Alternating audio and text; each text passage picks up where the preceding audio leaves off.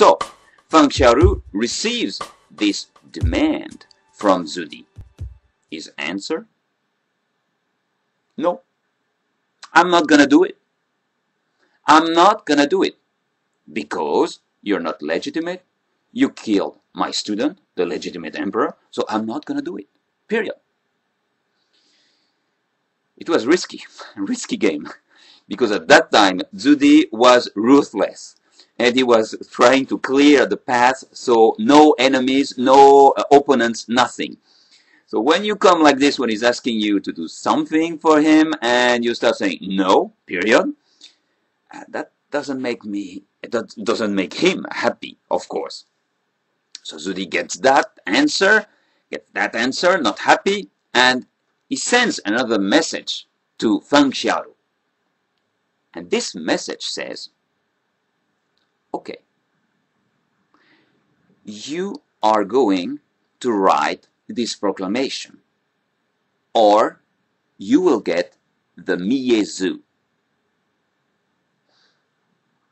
What is the Miezu? Well, if you were a Chinese in Ming period, you don't want to hear about the Miezu. Miezu is like the death penalty that we know of in some countries now still. But at that time, the Miezu was a death penalty multiplied by 100. Why? What was the principle of the Miezu that was so scary? It means that if you were like put to death, like through the Miezu, you say, yes, you did a bad thing, you're going to get executed. It was not like this. It was not absolutely not like this. The Miezu wouldn't be like this. It's more complicated. First, you would get executed, but also 9 generations of your family. At the beginning, like before, a long time before, the Ming dynasty started with 3 generations. But you know, everything, there's inflation, so 9 generations, which means that if you were executed, you would be executed for something you did wrong. Not only you, but also from your great-great-grandfather until your great-great-grandson, all your relatives would be executed. Unbelievable. But yes, this is what we call the Miezu. So, Zhu Di sent us this message and said to Feng Xiaoru, if you don't write this proclamation, you will get the Miezu. So when Feng Xiaoru received this message, he knows that it's very, very dangerous. Because if he says no, for example, all his family will be eradicated, basically. So, what do you think Feng Xiaoru answered? Do you think he wrote it quickly? Oh yes, yes, I'm writing it. Here we are, the proclamation. Or do you think he's tried to negotiate? Well, please spare my family, just kill me because I'm honest, I have ethics, and I don't want to write this proclamation. No. No, no, no, no, no. Feng Xiaoru said that, first, I will not write this proclamation, this bullshit proclamation, and secondly, you want to give me the Miezu. You want to kill 9 generations of my family. How about 10 generations? Go ahead with 10 generations. I don't care. You can think that Zhu Di was not really happy with this answer, because basically Feng Xiaoru was challenging him. You are not the real emperor. Moron! Get out! Zhu Di's answer was challenging too. Because Zhu Di said, okay, you said that I should go for 10 generations. I will go for 10 generations. And they did it. Incredibly, they did it. They executed basically the whole family, all Feng Xiaoru's relatives, all of them. A few escaped, fortunately, because they could hide. But unfortunately for other people, and you will know in a second who are those people, there was not enough people to kill. You cannot find 10 generations of Fang Xiaorus alive.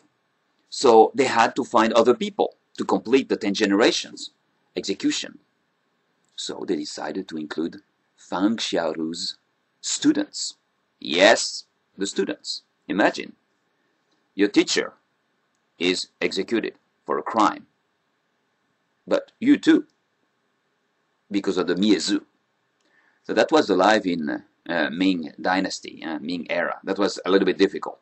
Of course, it's an extreme example. Nonetheless, more than 800 people were executed because of this Miezu. And Fang Xiaoru, at this time he was 45, was executed. The last one, of course, the last one.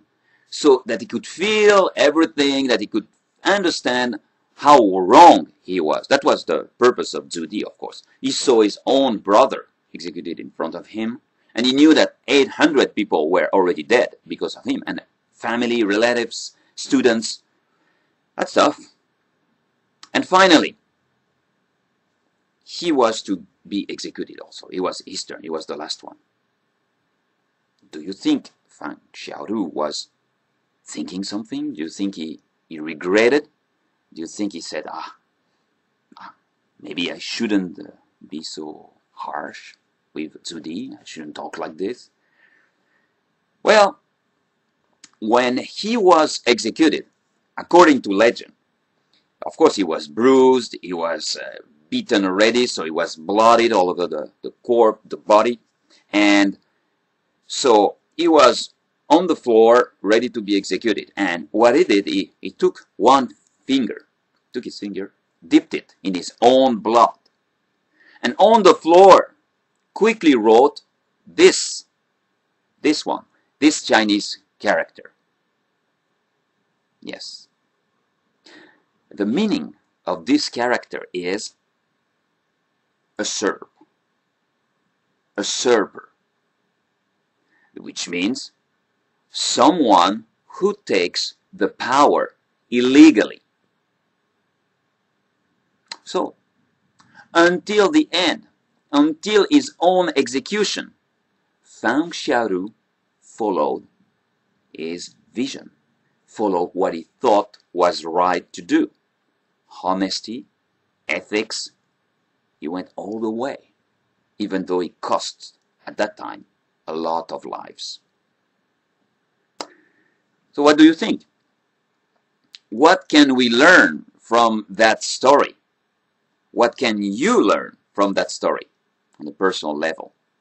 You have any idea?